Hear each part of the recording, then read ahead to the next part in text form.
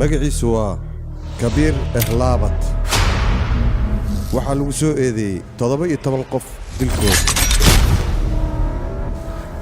dhakhaatiirta muqaadaraadka baarta waxay sheegeen ninkan inuu wax muqaadaraad isticmaalin ay maskaxdiisa dhammaanka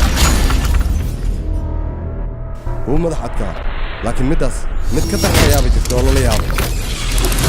ka soo bilow 2009 ilaa iyo hadda wax caddeyn ee laguma haynin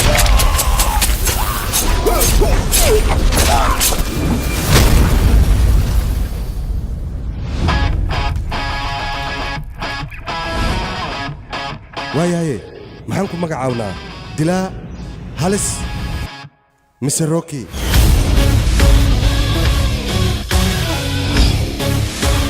dadka qaar magac sidee ah ayay jecliin aniga inay igu yaraan oo diidan aniga inay aqoonsadaan